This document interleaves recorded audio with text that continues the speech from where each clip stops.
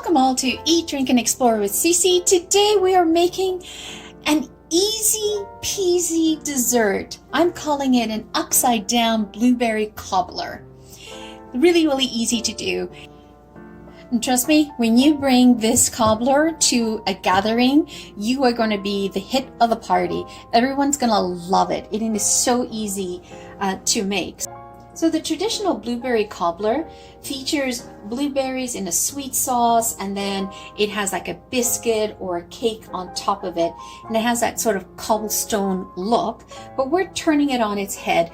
As I said, we're doing an upside down cobbler where we're going to put the base at the bottom and the fruits on the top. And so it's a really easy blueberry cobbler to do. Let me run through the ingredients. It depends on the size of the dish you use. You may use it all or not, but at minimum you need 10 ounces. You need 1 1/4 cup of self-raising flour. You need 8 tablespoons of melted butter. And we want to preheat your oven to 350 degrees before we get started. And we have 1/4 cup of whole milk, just regular milk, and we have 1/4 cup of sugar, and then you're going to need 14 ounces of condensed milk, and then I'm going to have some lemon zest on the top from there. So as I said, this is easy peasy. Think of this dessert as dump and turn, basically. So what you're going to do, what you're going to do is you're going to take your self-rising flour, and I like to do this step. I just sort of like to self-rising flour, and I like to do this step. I just sort of like to run it through a sieve.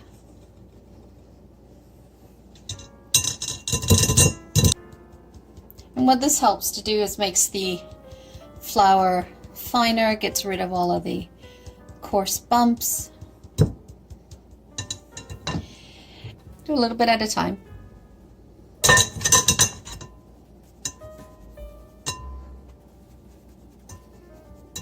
And the beauty of using self-raising flour is because it already has the leavener and the salt included in it. Don't have to worry about that portion. It's always good to have. And then also you're adding some air when you're sifting it through. You're adding air to the flour. Okay, see? Does that look so different?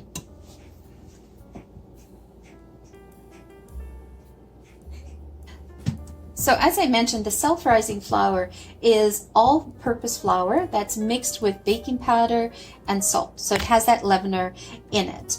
Okay, so what we're going to do now is we prepared the flour. As I said, I sifted it. Then we're going to take 14 ounces of, so we're just going to pour that in.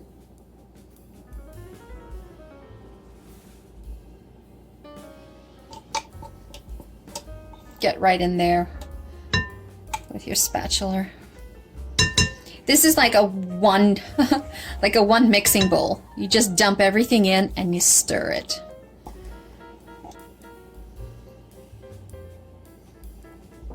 There we go. And then you just stir it. So now we're going to pour in the milk. And that is 1/2 cup of milk.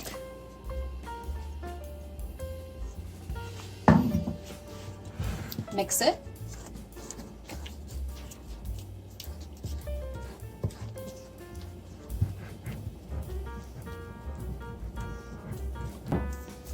You definitely want to combine all the flour and the milk and the condensed milk. Then we're going to add in the 8 tablespoons of melted butter.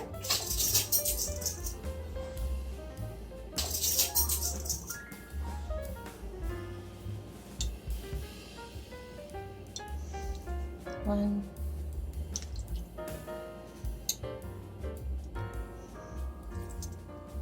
eight. All right, and now I like to have my surprise. And I will zest some lemon in here.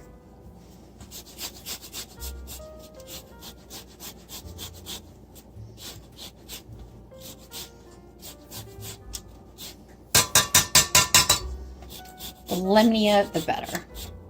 It's definitely a surprise. It ups the flavor from a traditional blueberry cobbler. When we're already doing a twist, we're doing an upside down one, and then we're adding the lemon zest.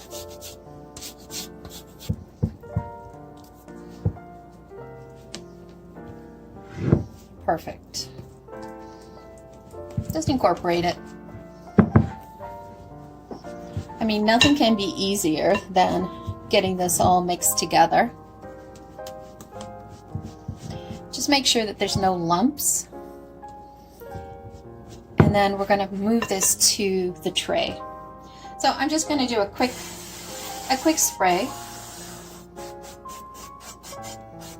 It's totally up to you guys if you want to do that. Okay, so we're going to pour in the batter. You could have swapped out the lemon zest with orange, any type of citrus.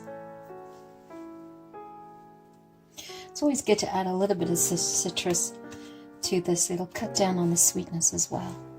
You have that tart and sweet.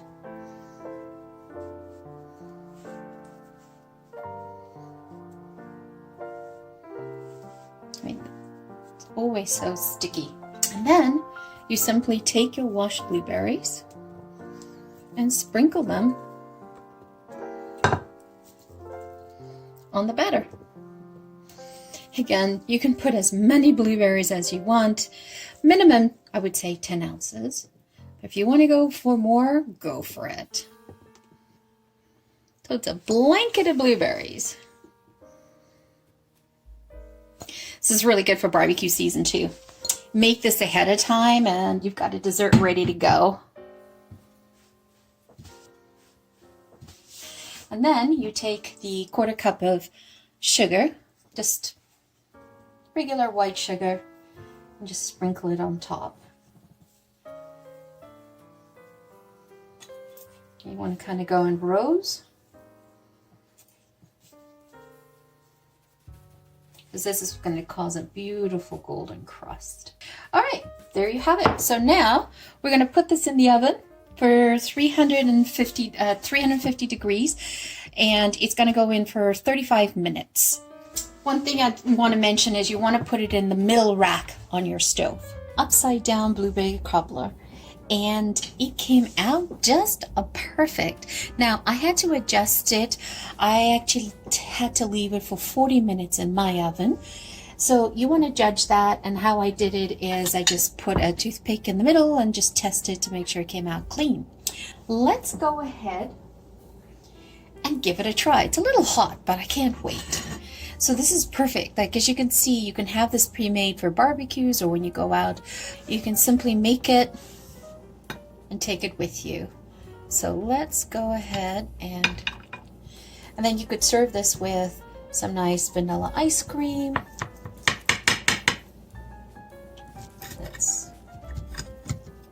I love this type of dessert. So let's help it along. Ah, perfect. This is, oh, looks so yummy. It smells good too.